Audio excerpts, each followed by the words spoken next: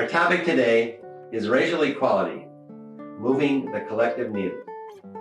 Bruce and Hugh, I always say that the best way to break down barriers is to make new friends. Tell us about your friendship. It was really serendipitous that we got to know one another. We met by going to getting together with a group called the Montgomery Travelers. We went down to Alabama. We went to the Equal Justice Initiative, the National Memorial for Peace and Justice, and the Legacy Museum. And we just had a great connection and did a lot of, had a lot of things in common. Yeah, we spent 4 days together in Montgomery. It was a group of 26 of us. It was an interracial, interfaith group.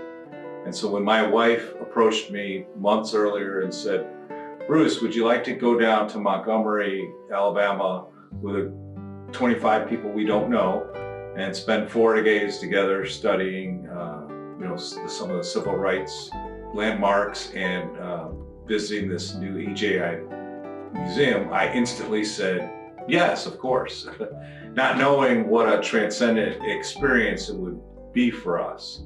And it truly was. Really, we were the last to join, and it became a life-changing experience. As a group, it was thoughtfully curated. We were able to meet ahead of time, and that was really important because we got to kind of develop some initial respect and understanding of each other and kind of the ground rules about how we were going to have this experience.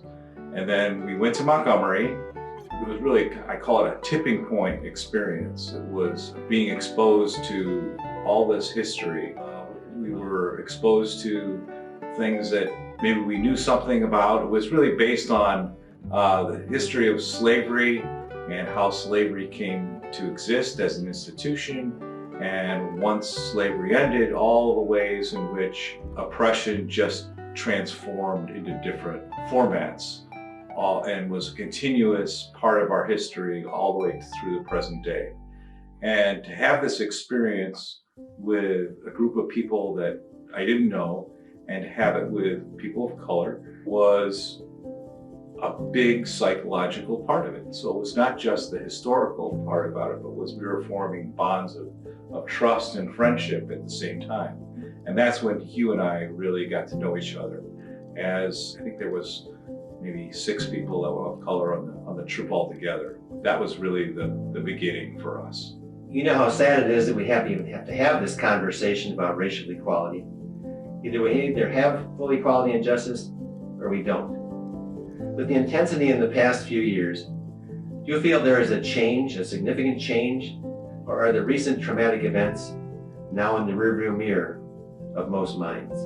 I would say that clearly when George Floyd was murdered, there was a shockwave that went through the white community. I live in Northbrook, which is a predominantly white community, and we could see a distinct increase in attention and interest. Just by way of example, my wife teaches a program called Raising White Children, which is about teaching your kids who grow up in a white community how to be thoughtful about racism. And though she taught that class in the past, maybe a dozen people after George Floyd's murder, within 36 hours, she had 150 people expressing interest. So it was almost as if the deer were suddenly lifting their heads and sensing that there was something in the wind, so to speak. I believe we've made progress on issues of race, like we have civil rights laws now and so on and so on. But for every time we make a step forward in racial and social justice, we're pushed 2 steps backwards. Make 1 step forward, push 2 steps backwards.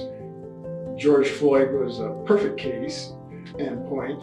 This continues to go on even with the scrutiny of the police departments and what has happened with George Floyd, the worst of the pandemic. The numbers for the people who were sick and dying were people of color, and it was disproportionate. We still have segregation. For every time we get a law changed to do away with segregation. There's a manipulation of the laws. The white structure, the white power structure figures out a different way of manipulating the laws to create segregation again, and unemployment, and et cetera, et cetera. So it's a constant struggle, and we're not going to be a nation that is secure in itself until we're willing to give that up and really start to be empathetic and understand and see Black folks through the eyes of Black folks and people of color. I think that's essential. Absolutely. And I think your point about empathy is a major point. White Americans aren't always, they're not very conscious of the reality that there is a subconscious sense of superiority. And what you're calling privilege is that sense of superiority. Yeah, I think one of the things that I came away from Montgomery with was this was the profound awareness of the premise of white superiority and how that has been built into our culture and our system for hundreds of years. In order for slavery to exist, there had to be a belief of white supremacy and that Black people were somehow less than human. And that was built into every institution in our culture. Even though slavery ended, that belief was still present. And I came away from Montgomery saying that there's an expression, fish discover water last, and that as white people, we tend to be completely oblivious to white privilege and all the ways in which the society is engineered to benefit us and the ways in which it's engineered to keep Black people both separate and oppressed in many respects. So unfortunately, it took a while to realize it, but it was unleashing these forces that were looking to maintain this equilibrium, to which I feel like we are still fighting that today. The forces that are seeking to maintain the status quo of white supremacy within our system are politically fighting against those of us that are seeking to create a culture of more harmony and fairness and equal justice. You know, I do feel like there is progress. I mean, I think seeing things like Ketanji Brown elected to the Supreme Court is very encouraging, but here we have people working actively and directly to try and restrict voting rights for African Americans is truly disheartening. Hugh, in general, what is your take on Black Americans thinking today? Are they hopeful, suspicious, same old, same old? Do they see progress? Are African Americans beginning to trust? It's a 50-50 situation. It's a challenge to be trusting of white America because of the very things I was saying earlier. How can I trust and be sure when there's this attitude, this attitude of superiority, and my white brothers and sisters aren't willing to look at that, and they're not willing to look at the situation through people of color's eyes. And that's where the lack of empathy seems to be the barrier, the block, the blinder of the eyes for my white brothers and sisters to see and understand what we as people of color really have to struggle with day in and day out. If we really want to be a nation where we are working together, we're working in peace, we're trying to build a united society that includes everyone in it and is working for the betterment and the well-being of all of humanity, where we have people who are well-wishers of humanity working together, we're really going to have to face these issues and be willing to openly, like Bruce and I, we openly talk about these issues. We talk about what we can do. We talk about bringing more people into our circle of friends and activists to address the issue, and we're really trying to build a blossom of people who are wanting to make a difference and are truly committed to this. I think one of the things that came out of the Montgomery trip, in order to have a friendship across the color line, a white person has to be able to listen with empathy and understanding, have a discussion, open discussion about race. And if you can't do that, you're really never going to be able to have a real friendship with a person of color. Hugh, you've been a Baha'i for a long time. Do Baha'is have a good understanding of how to motivate change? In some ways, yes, and in other ways, no. We as Baha'is, I'm a Baha'i, and as Baha'is, we're having to learn right along with all the rest of humanity. We are not all-knowing. Now, I believe that my faith is all-knowing because it comes from God. And our teachings from our prophet, Baha'u'llah, has taught us that the unity and well-being must be secured in order for humanity to continue forward in this world and make progress, real progress. Here's the challenge that I see, is that in order for me to let go of my suspicion of white people really are going to have to want to demonstrate that they seriously want to be well-wishers of all of humanity, and they're willing to give up their attitudes of superiority and change that aspect of their cultures and relate to people in a way that it makes clear that they can be trusted. I think that it's so essential that we get out of this trap of thinking that we have the ultimate answer, that anyone says they think that they have the ultimate answer. The real answer is we're all having to come together, and we're all going to have these meaningful conversations, and we're going to have to do it in a spirit of wanting the best for one another.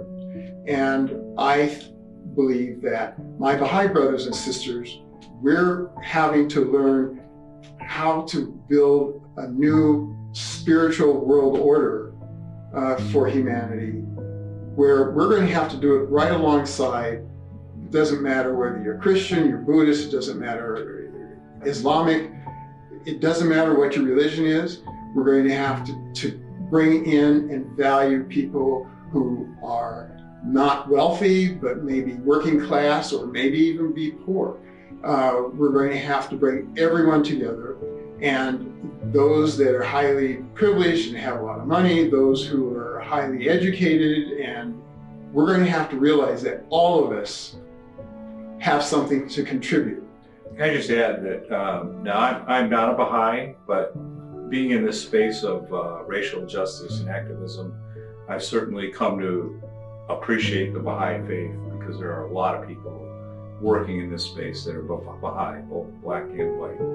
Is there a unique role for the younger generation to play? Do you think they might be the key to the change? It seems like they don't have the old baggage, or is it my imagination? I have 3 children that are in their 20s. I can say that they give me great hope that their generation does get it in ways that we don't. My daughter in particular works in the public defender's office in Baton Rouge. And from the time she was 15, she was pointing out ways and things that I was doing that really could be considered racist. And I found it quite startling to realize that she had an appreciation for this at a very young age. So I think in general, there's a lot of hope for what's coming with the next generation. I think some of what we're experiencing today is the last gasp of white power structure trying to hold on and maintain that equilibrium, but that sooner or later it is going to pass into history. It's a long, slow process, but I believe that this next generation will help accelerate that. the concern I have with the younger generation is that they not make the mistake that my generation made, which is we were protesting the Vietnam War, we were protesting racism and demanding civil rights, we were protesting for equality of men and women, and then as soon as the Vietnam War ended, they went back to school, graduated from college, they shaved their hair, they shaved their beard, put on a three-piece suit, and went to corporate America, and look where we are today. The same game is being played over. The same racist, classist, exclusionary system continues to be perpetuated. Because, don't you think it's because of greed and indifference to others? What do you think? Absolutely. I think it's kind of human nature that we tend to be tribal. That's been going on for millions of years, but unfortunately we can kind of seal ourselves off in a bit of a bubble and lose empathy for people that are different than us or that live outside of our immediate culture. People will tend to think, well, just it's all about my family and friends, and that's all that really matters. And that's the death of our society and world. We do have to develop an empathy for people that are different from us, that live elsewhere from us.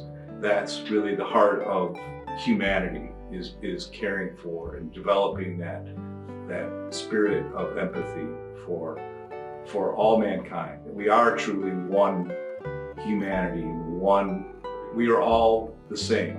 And it's hard for people to really perceive that. But I think that's the essence of truly being human. I mean, this is why I hang with him. He's a cool dude. Hugh and Bruce, right back at you. Right back at you. Thank you. All right, guys, that's it. Hugh and Bruce, thank you for your insights today.